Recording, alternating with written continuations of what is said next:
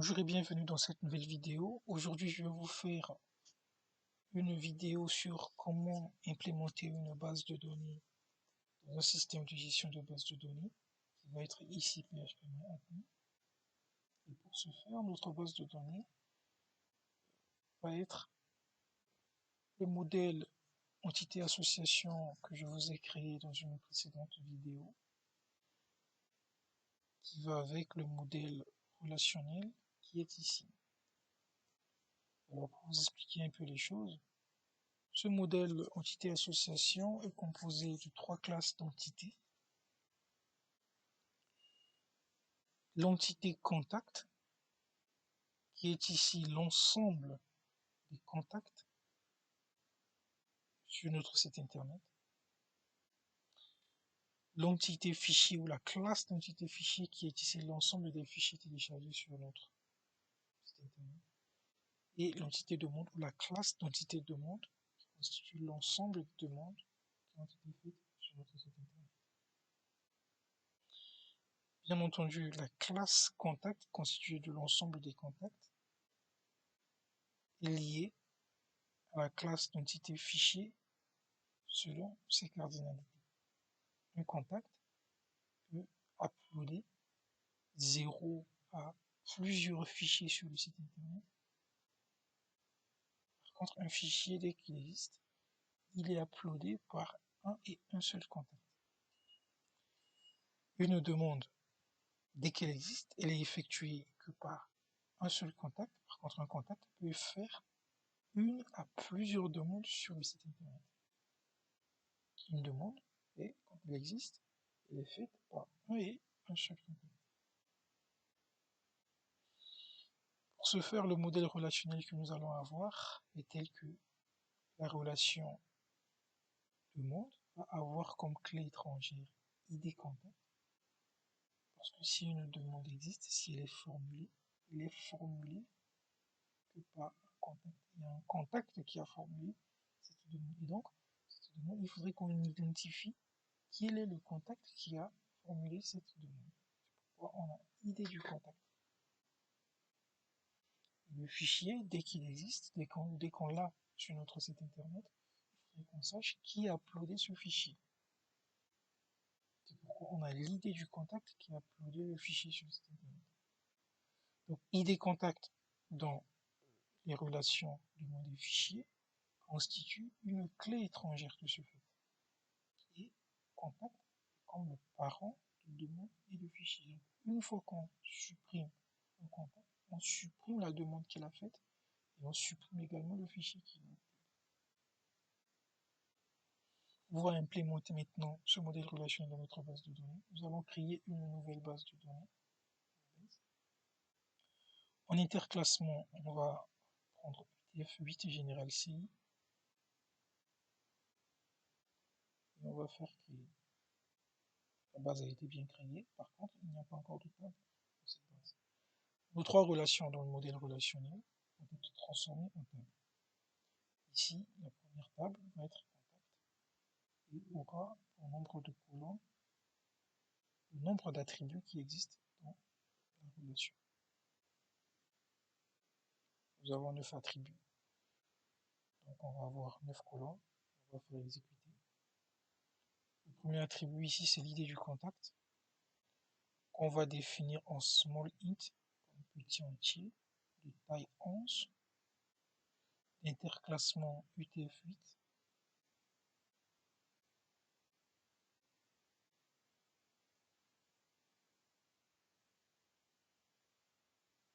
l'attribut unsigned, l'index primary key, ça va être exécute et ça va être un identifiant incrémenté. Deuxième attribut prénom qui va être type texte, nom, type texte, email type texte, ville type texte, pays type texte, CP type texte, téléphone type texte. On peut mettre téléphone type entier ici mais pour répondre à d'autres besoins, on met un type texte ici après. Dans le formulaire de contact, on peut mettre des contraintes de façon à ce que l'information que le contact entre comme téléphone respecte cette contrainte, des nombres. On va rentrer.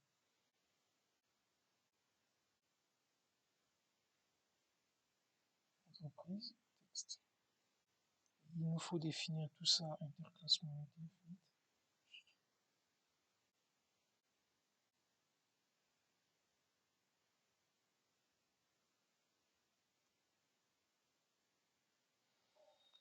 Interclassement en UTF-8.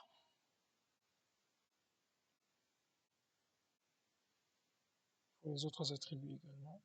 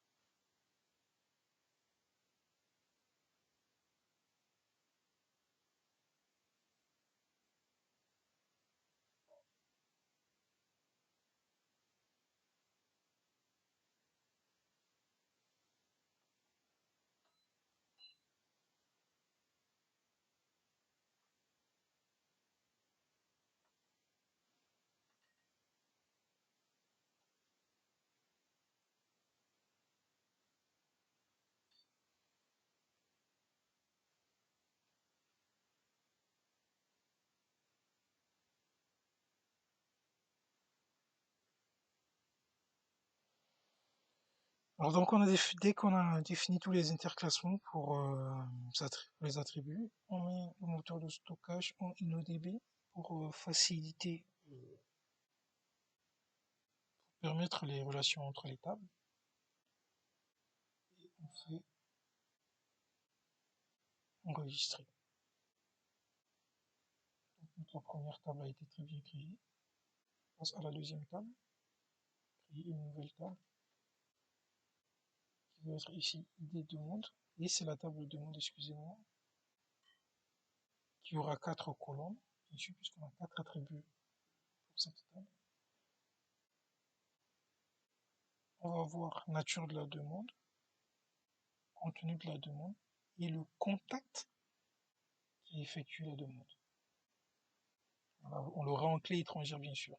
ID demande sera ici small int pour des raisons de taille en appro qui est moins faible, qui est plus petite que la taille de int. Small int c'est 2 octets alors que int c'est 4 octets. La taille en valeur ça va être de 11. Interclassement on va mettre UTF-8 toujours.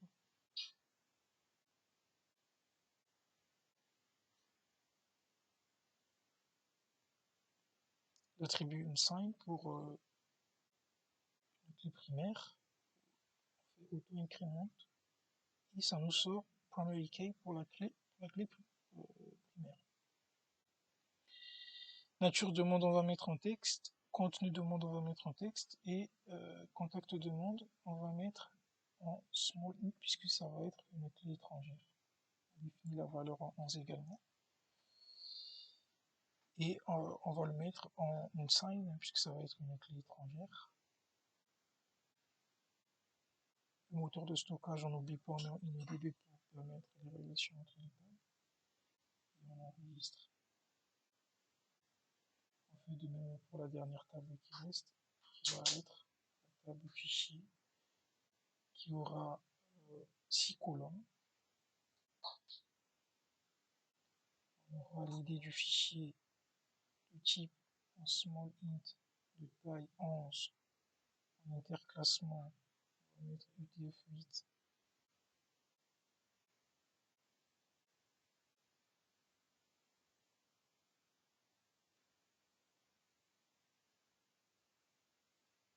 attribue unsigned pour une clé primaire.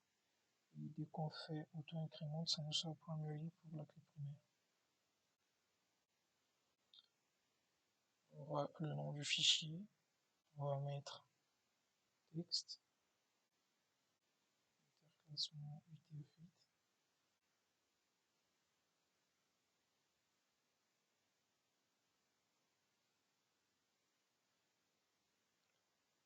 Le titre du fichier, on va mettre texte, interclassement UTF-8.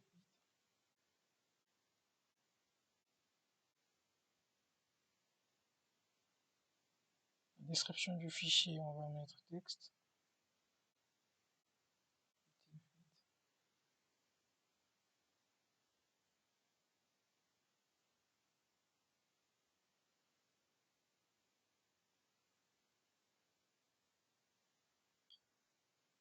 Le nom final du fichier, on va mettre texte. UTF-8, hein.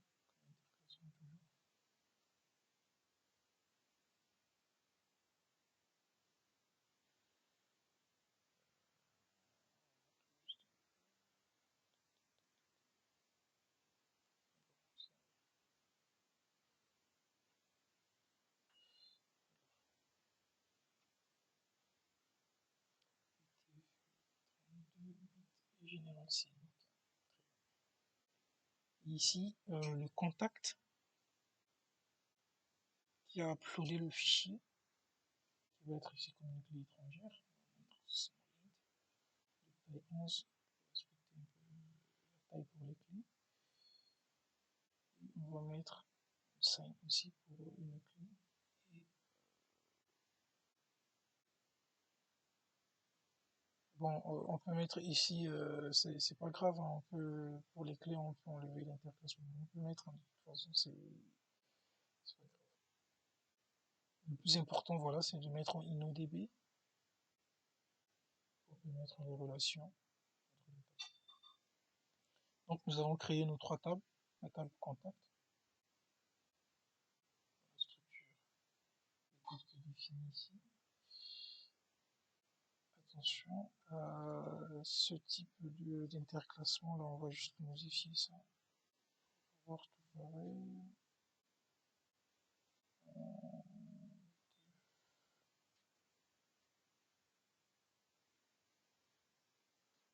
Enregistrer. Okay. Voilà. La table demande. La structure, on la voit, là, très bien. La table fichier. Structure, on la voit, très bien. Alors, puisque dans la table fichier et la table demande, nous avons des clés étrangères, on va les définir. Donc, contact fichier, on sait que ça c'est une clé étrangère, hein, c'est le contact qui a plus de fichier. Donc, on vient dans plus, on met index, et on définit ça comme clé étrangère. Mais puisque aussi ID fichier était clé étrangère, mais on n'a juste pas voulu dupliquer cette clé, on va la mettre aussi en clé étrangère. Ensuite, on vient dans la table demande, on va faire pareil, structure. On va mettre contact demande, qui est le contact de la personne qui a uploadé et qui a effectué la demande. On va mettre clé étrangère, c'est-à-dire index. ID demande aussi, on n'a pas juste voulu dupliquer ça, mais c'est aussi une clé étrangère dans cette table. Voilà, dès que c'est fait, on vient dans vue relationnelle pour ajouter les clés étrangères en tant que telles et permettre les relations entre les tables. Donc nous sommes dans la table demande, on va ajouter une clé relationnelle, étrangère, pardon, on vient dans vue relationnelle. On peut définir le nom de la contrainte ou comment on peut laisser ça. Le plus important, c'est de définir tout ça sur cascade. Ensuite, il s'agit bien sûr de la contact, de la colonne contact demande dans cette table qui est la clé étrangère. Donc on met le nom de la clé étrangère dans cette colonne. il s'agit de la base de données NewBase, qui est notre base de données, et cette clé étrangère qui est ici dans la table demande, elle est reliée à la table contact. En fait, elle est clé étrangère ici, mais elle est clé primaire dans cette table. C'est pourquoi, dès qu'on met contact, ça nous apparaît ID contact, pour dire que cette clé étrangère est liée à cette clé primaire dans la table contact.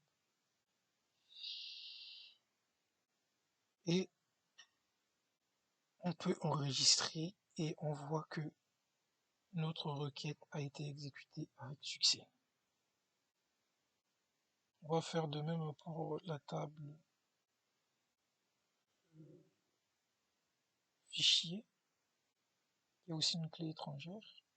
On vient dans structure, on prend la vue relationnelle pour ajouter la clé étrangère. On peut définir le nom de la contrainte. On va laisser vide. On met tout en cascade. Au niveau de la colonne, on prend la clé étrangère dans cette table fichier qui est contact fichier. Notre base de données, ça va être NewBase. La table qui est reliée à la table fichier par rapport à la clé étrangère et la table contact. Et dès qu'on ajoute, on voit que ID contact s'ajoute tout seul. Et on fait aussi enregistrer et on voit que notre requête a été exécutée avec succès. Et pour voir cela de près, on clique sur notre base de données. On voit dans plus, en concepteur, et on peut voir que les relations ont été créées entre les bases de données. On va essayer de prendre.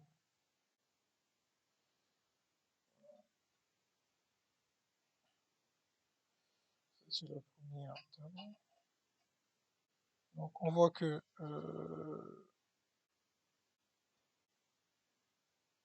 un contact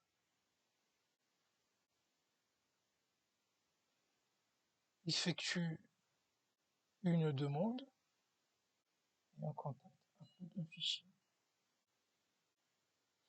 Voilà, donc si cette petite vidéo vous a plu pour l'implémentation de notre base de données qui se trouve là, d'abord modèle conceptuel, le modèle entité association et le modèle relationnel qui va avec, qui est implémenté ici dans ce système de gestion de base de données. Si cette petite vidéo vous a plu, n'hésitez pas à mettre un pouce bleu, à vous abonner à ma chaîne pour plus de vidéos et à partager au maximum des amis. Je vous remercie.